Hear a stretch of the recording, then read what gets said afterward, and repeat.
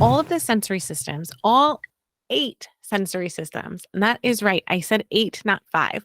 So all 8 sensory systems are needed to be working optimally, ideally, sort of at the same time for feeding to go, very effortlessly. Hey, parents, welcome back. I'm really excited for another really awesome podcast episode to help you guys out and make meal times more fun, less stressful, more nutrient dense, and really just improve the quality of your life overall. Because isn't eating such a big part of our life?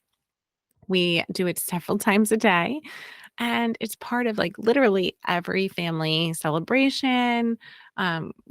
It's part of so many different cultural traditions and routines. And it is. It's just when this is out of sync and out of balance, it really does affect so much of our life. So I'm here to help you make that better. With my teachings here. So many free resources. If you haven't already, make sure you subscribe because every week I come out with lots of content. So there's stuff on Instagram, on YouTube every single day. So make sure that you are subscribed so you don't miss anything. And, this week we are talking all about how we address sensory issues. And I had talked last month about some missing puzzle pieces that I find that really, it keeps coming up a lot. That, I see professionals that have courses or kids will go to feeding therapy, but they're missing some key components. So last week we talked about a huge component, which is oral motor that is often missed. And now we're doing sensory. And I'd say sensory is definitely more of, I'd say, I don't know, like an up and coming, more trendy connection to feeding than it used to be. Right now, I feel like parents are definitely more aware. I feel like they're using this term with me. Oh, I think there might be some sensory issues. There's some texture things that they don't like. So I feel like sensory is a little bit more mainstream than oral motor is right now when it comes to feeding. But, of course, I'm hoping to change that. So if you missed last week's episode, please go back and listen because that is a very commonly missed and very key component um, to feeding. And a lot of people think sensory is, that texture piece, right? Oh, they don't like touching it. They seem to not like purees or they seem to not like crunchy foods, right? So there's this connection between maybe touching foods and maybe the taste or how that feels in their mouth. And that's sort of the association that people have with sensory feeding issues. But feeding and sensory goes so far beyond that piece that, again, you might be missing some of these key components of sensory. So sensory, especially how we talk about it in my parent course, Picky Plate to Clean Slate, there's really a bunch of different systems at play all at the same time with feeding, right? Because feeding's so super complex. So all of the sensory systems, all 8 sensory systems, and that is right. I said 8, not 5. So all 8 sensory systems are needed to be working optimally, ideally, sort of at the same time for feeding to go, very effortlessly. So a lot of our kids, there is a little hiccup with some of their sensory systems. And do not get me wrong, every human has some sensory preferences. So we're not talking about like, oh, I really don't like the texture of oysters or raw clams, right? It's not like a very uncommon thing to hear because everyone has their sensory preferences because sensory is literally a part of every moment of every day of our lives. Sensory, that is literally part of our experience here on earth, is that it's a sensory place. There's visually, we're always seeing things, we're always hearing things, we're always smelling, touching, not always tasting, right? Everyone knows those 5 senses, but there are a few other ones that you might not be aware of that they are related to sensory, but they are. And that is one of the things that we will teach our parents in our courses is how to identify these and what they are and how we work to or work through them or work to make them a little bit easier for our kids. So, those five senses are super important, of course, but the ones there's three other sensory systems that I'll tell you now that are also very important. One of them is the proprioceptive system, which is your movement in space. So, for example, you know, you might, let's just say, you lose electricity in your house and it is pitch black, right? But you are very familiar with the layout of your house.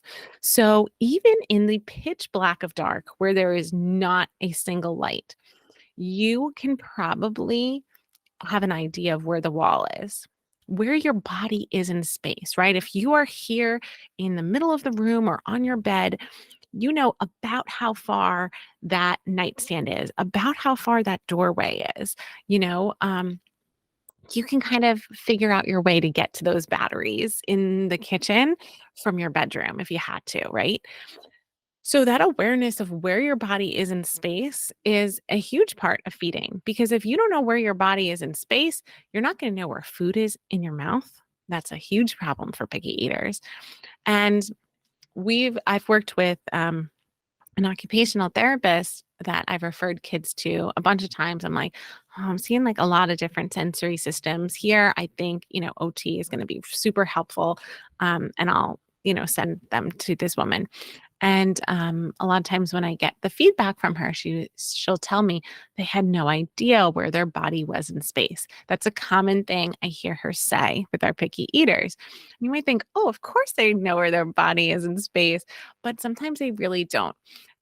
Kids that they might love, deep pressure hugs or that feeling of getting thrown against, like a not like a wall. I'm trying to think like one of the like a beanbag chair or something. They love being like roughhoused and played, because that gives them sort of more of a feeling of where they are in space. So they crave those types of things, right? So there is a definite component to that. So you might just not have been aware of it, maybe. Or maybe you are very aware of it, but you didn't relate it to feeding at all. Um, Now, the other system is balance, and that's our vestibular system. So the word isn't that quite as important as knowing what it does, of course. So your balance, right? We're constantly writing ourselves, right? Your body is, subconsciously, your subconscious brain that controls, breathing, digestion, things you don't have to think about really. It also controls your balance. And that system is constantly trying to right your body, right? Because if you were constantly like falling over, you would you'd get dizzy trying to right yourself. If you had no balance, you would not be able to do much of anything, right? And our body's positioning and posture is super important for eating because if our body is not stable and stability comes from our trunk, our core, right? So you might work out your abs or your core, right? That is like the most supposed to be the most stable part of your body. And some of our kids really lack stability and strength of their core, and they're sort of like leaning over a lot. You might see them leaning on things or really just having trouble like sitting up completely independently on their own. And some of that comes from where their feet are. Are their feet constantly dangling? Are they moving? Are they constantly moving their feet? Those are clues that they're trying to get some stability in their body. So when we find when kids have really great stability, when they are really secure, they do much like tremendously better with eating, especially independent feeding, right? Because you can't really successfully grab food, if you're constantly trying to right your body, where is your body in space? And you're always sort of moving. So our kids that are like wiggly worms and they can't sit still, sometimes it's their vestibular system that needs some support.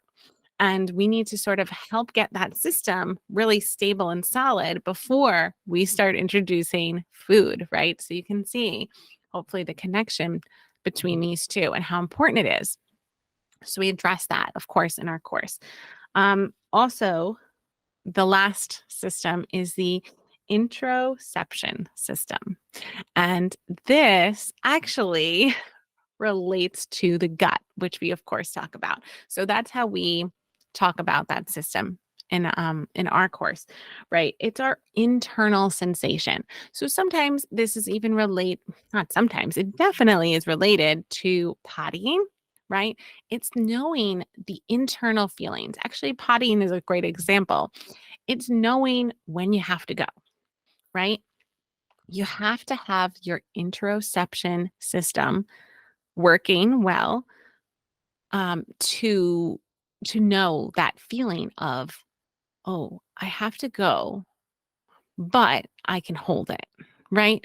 You have to like that feeling of what's going on, where in the body is it going on, right? So how that relates to food, I mean, maybe potting wasn't a great example because it's not quite as related, but the gut is knowing something's wrong, but where is it wrong? Something feels off.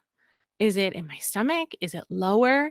Is it butterflies? Is it nervousness, anxiety, right? Not knowing some of those feelings and having a lot of those feelings internally can throw off eating for kids and does for many kids. And kids that when their gut is off and that system is sort of in fight or flight, they are the most severe cases that we've seen. So sometimes that's kids that are chronically vomiting, had horrible reflux. They don't know where that pain is coming from, but they know that there is something bad that happens when they get food. And they have now associated food with this bad thing that happens to their body. But it's that system, that feeling of, okay, something's wrong with my body, right? But it's almost like they don't know what it is, right? And it's like even adults don't always know. I'm telling you, that system for me was out of balance for a lot of my youth, for sure. And it created a phobia, honestly, for me personally. It created a phobia for me. And but once I got kind of like a better hold of that system, um, everything really just turned around. It was really just sort of connecting to that system and improving it, and it really did help. It really did help. So a lot of our kids will have more than one of these areas that have a bunch of red flags, right? So visually, you know, then we have to teach parents, we teach you these, what are the steps, right? Because there is sort of a hierarchy of how kids learn to eat and how we approach their sensory system, right? So we don't just start with eating. Some of our kids, especially the visual system, is first. Visual and the smell, olfactory systems are first. Can they tolerate even just being near that food? And some of our kids really can't. Some of our kids will throw it, run away, hide, scream, I don't know, throw up. There's a lot of different physical and emotional reactions that happen when they cannot handle that food visually or through smell. So it's really important to not only know where your kids stand in all of these different areas, but to know, well, what order sort of do we attack these in? Because if we can't even get past the visual, we can forget about them putting into their face, right? If you're afraid to look at something, you're not really going to want to eat it. Or you're going to want to eat it, but it might have to be hidden amongst something else because you don't want to see it. And that happens a lot of times. We've had kids who their parents will tell us they will eat from a pouch, but if you put that pouch in a bowl, they will not touch it. Why? Because visually they can't tolerate it. So they can tolerate it when it's hidden inside of the pouch, sure, but they can't look at it. And that's still a problem because we still have, that means we have to go back to visual, right? So certain foods they'll come in at different steps. So certain foods, they're going to go right to touching. Certain foods, they're going to go right to smelling. Certain foods, you're going to have to start tolerating, right? And it's that knowledge, right? So how do you know which foods to present? Like how do you know which foods to give them?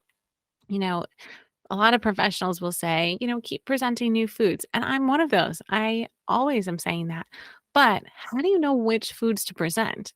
Well, when you know and understand exactly where your child is sensory wise in all of these systems, and then you understand what the right order is to work on those, they're going to be able to pinpoint which foods they're going to be more successful with, right? That's sometimes half the battle is like, oh, wow, I wish I knew they would have gone for this food 3 weeks ago. I would have presented it earlier, right? Well, we're trying to cut out that time by teaching you, hey, these foods are going to do better with because, visually or tactilely, they do really well with dry foods. So we're going to go on that dry food train for a little bit. All right. But our foods that we're working on are going to be wet foods. So we're going to start way back here at tolerating with the wet foods, but the dry foods, we can probably get on their plate and start chaining it to some of their other foods, and we can start to see success faster that way. So, right, does that make sense, hopefully, to everyone? So it's understanding how these all work together and also how to relax the nervous system. Because if any of these areas cause any human, to go into fight or flight, we're not able to learn. We're not going to be able to enjoy the food, have positive experiences with food. Um, it's going to kind of ruin everything, right? So we have to also then learn how to relax the nervous system. And you might think, oh my God, this is so much to learn. But I break it down into really short videos that are just a few minutes long that are easy to digest, easy to practice, and easy to implement because the goal is not to make you go through years of school like I did, make you go through 30 courses like I did to learn how to do these things. I took the need to know, the components, I broke it down into easy to understand language, and I made it accessible to parents. So you don't have to be a therapist, a scholar to understand what I'm saying about food. You just have to be willing to watch the videos, learn, and follow along, right? So that's the goal.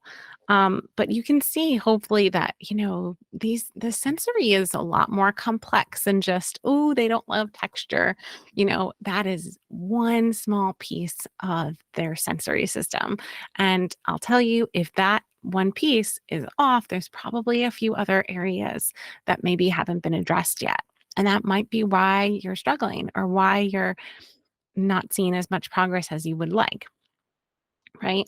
And of course, all of these things are very important to know, but as a therapist, but they're more important for the parent to know too, because if you're not aware of this, if let's just say you're not aware of, like you have like a little wiggle worm at home and their vestibular system is out of whack. Well, it's great that your therapist can get them to eat when they have the right chair in their office, but it's not going to be very helpful if you don't realize that and you have a chair that is not working for them at all. If you have an environment that does not support their sensory system, well, what's the big deal if they eat with a therapist? Doesn't matter. They have to eat at home with you. That's where your stress is going to decrease. Not that they ate it, a few days ago in some therapist's office. Like, who cares? You still need the knowledge on your own to know these things so that you can see the progress at home. So even if you're going to therapy, if you're not learning some of this stuff, this course will really um, open you up to all of these things, hopefully, that you didn't know in an easy, hopefully fun way to listen to it. And you can listen on the go. There's even an app. You can download the app and you can just play it in your car while you're out on a run. So you can listen and learn on the go. So we really tried to make it as accessible as possible. So if you are interested, you can learn more about the course. It's called Picky Plate to Clean Slate. We have a link below on YouTube and in the podcast description notes as well. And we will be running a free parent workshop to kick off our launch of, well, I should say relaunch of Picky Plate to Clean Slate in a few weeks. So please register for Unlocking Meal Times. And it's sort of like a precursor to this course.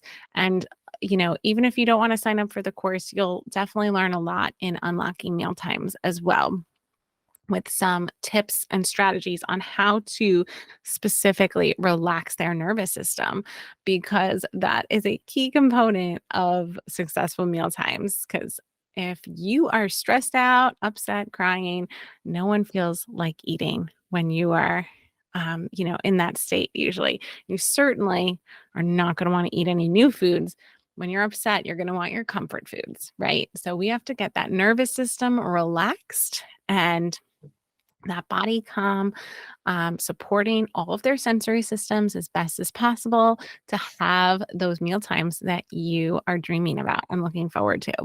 So, they are more than possible for you. And I'm really excited that we were able to put this together and hopefully change some lives. So, if you have any questions, you could always email us at hello@foodologyfeeding.com. We'll answer any of your questions there. But we do have that launch coming up very soon. So make sure that you are on our email list so you get all of those promotions and promo codes. Any parent who is in Unlocking Meal Times will get access to our discount code for the course. So if you really want to sign up for the course right away, you of course can. But if you are okay with waiting, we will be handing out a special discount code to anyone who has registered and watched Unlocking Meal Times. So we will see you guys hopefully in the workshop. We'll see you soon, and stay tuned. Next week, we've got another great episode. So, all right, have a great week, guys, and happy meal times. Thank you for listening to How to Unpicky Your Picky Eater.